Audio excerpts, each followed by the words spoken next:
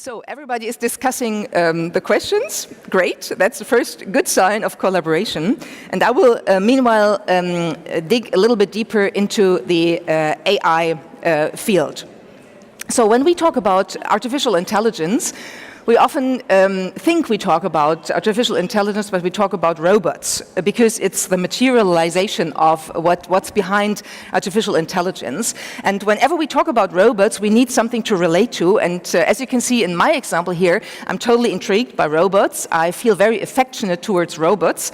And that causes the situation that I might even be hugging robots. But that's only the very superficial idea of artificial intelligence. It's just the package where the algorithms come in and how they are displayed into the material world we are experiencing every day.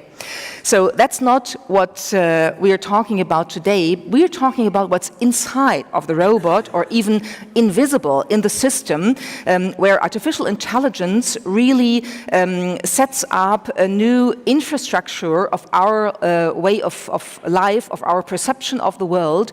And we need to understand how this works to be able to cope with it, to be able to deal with it, and even to make changes wherever they might be necessary.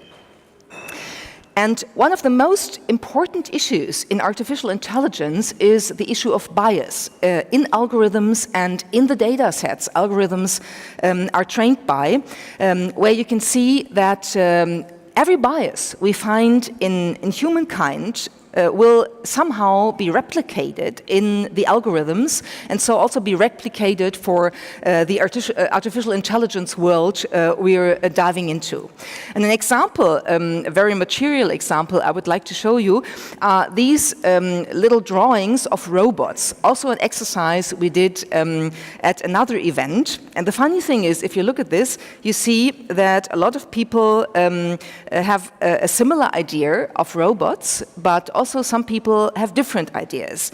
So when we look at what we see here, then apparently we have some industrial robots, we have some robots drawn by Jean Miro, we also have robots who are involved in eternity somehow, and we have the very emotional robots with a heart in the right place. So that's something about diversity, if people manage to really approach the very basic idea of drawing a robot from a very different perspective, and then something like a diverse idea of what a robot might be comes out. I have to admit, I selected those drawings. We had many more, and most of them were really pretty similar. So the basic idea of a robot is something like this.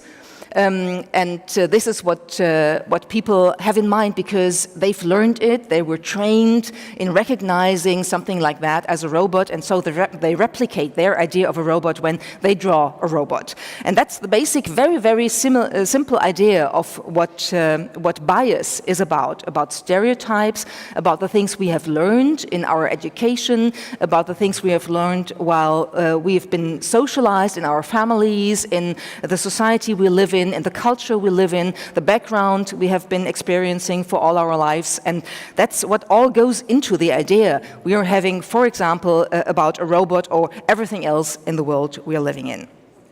So we have to talk about these biases because it's not about understanding, not only about understanding what these biases do when they're replicated in artificial intelligence. They're also applied, again, to identifying, for example, people. And one of the examples where you can see this very clearly is facial recognition. The whole field of facial recognition that has popped up as a major topic, latest since Apple has introduced the upcoming iPhone X or 10, which will be run by facial recognition, will be unlocked by facial recognition. And the algorithms behind facial recognition are algorithms that try to identify one of the very, very individual parts of humankind, which is the face. The face is something that's really unique about a person. And identifying the face means that you will be identified as a person. And if this works well, okay. If this is distorted by biases in algorithms, a problem might occur. And I would like to give you one example of what kind of problems that might be. On a mission to stop an unseen force that's rising, a force that I call the coded gaze, my term for algorithmic bias. Algorithmic bias, like human bias, results in unfairness. However, algorithms like viruses can spread bias on a massive scale at a rapid pace. Algorithmic bias can also lead to exclusionary experiences and discriminatory practices. Let me show you what I mean. Hi camera, I've got a face. Can you see my face? No glasses face? You can see her face. What about my face? Well, I've got a mask. Can you see my mask? So that's Joy Wuolamwini, MIT researcher, and I find her example very, very intriguing in a good way to understand what bias in algorithms means, and also in a bad way because it shows her face isn't recognized by some of the facial recognition algorithms because she's black. And that's a very, very clear example of what it means if a bias in algorithms even restricts our recognizability in the social environment we are living in. That is something we need to keep in mind and to understand about the issues we are talking about in all the very, very positive ideas we are relating to artificial intelligence. It's also about making sure that we are, as humans, are still recognizable. And what Joy has pointed out there and is pointing out in her research shows very clearly what this is about. So if we talk about mental perception and mental digestion of our surroundings, of the world, the environment we're living in every day, we're doing it by our brain, and our brain is a really great organ. It's the mastermind in every person and every individual, but still our brain needs to process a lot of information, and so of course people are biased and use stereotypes to reduce the complexity of dealing with all the information that comes across every day. And if we understand the cognitive bias codex I'm pointing out to you right now, then we of course understand what we need to look for when we program algorithms and try to figure out how artificial intelligence needs to work and what we might need to take care of.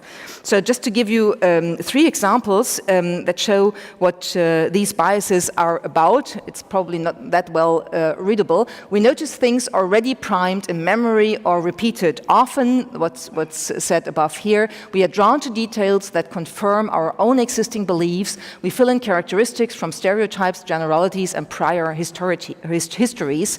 That's all pretty basically human. That's what people do, and that's okay in the first place, but we need to be aware of it, especially if we use our brain, our cognitive capacities to create artificial intelligence and to try to prevent all those stereotypes and biases to just directly go into the next level of intelligence, which is the basic combination of human and artificial intelligence.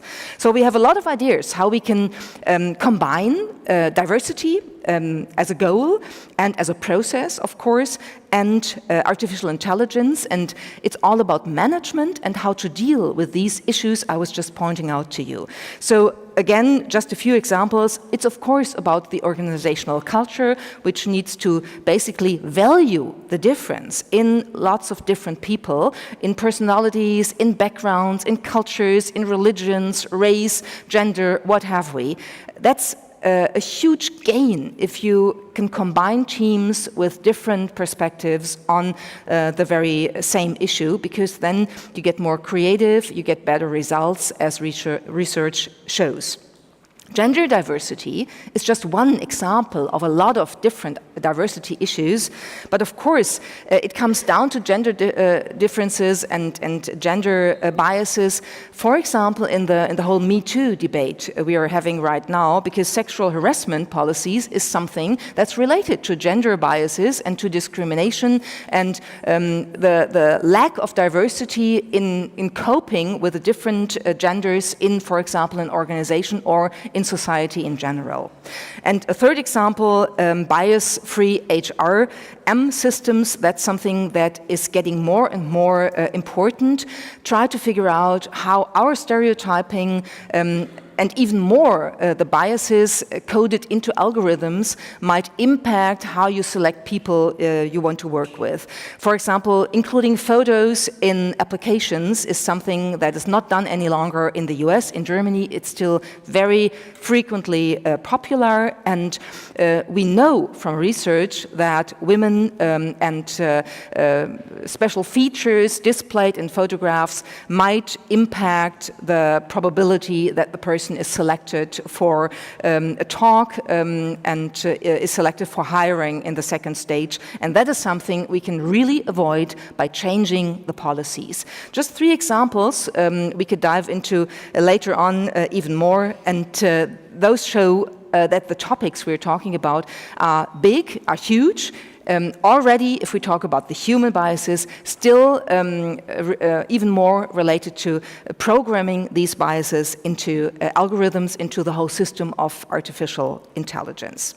So that was just a short introduction into what we are looking at these 2 days, and now I would like to bring it back to the little mindful exercise. The sheets of paper will be collected or have been collected, and maybe I get 2 or 3 examples so that I can share with you how your boldness was this morning and how you managed to really think about the yes and. So one of the questions is, what if our IT systems will know more than we do? Yes, and what if they can solve our biggest problems? Yes, and what it can reduce risk happening to our world and society?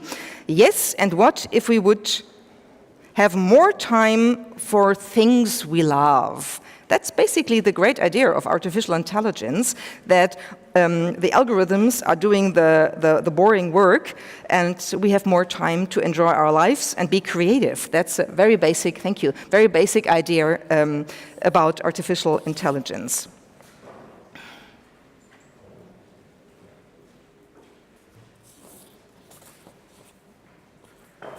Next question. What if we could live on the moon? Great question.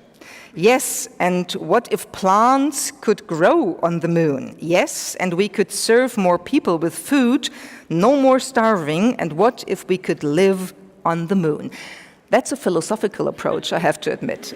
A very philosophical approach. You didn't just embellish on the first idea, but you managed to bring it back to the origin of the whole idea of living on the moon.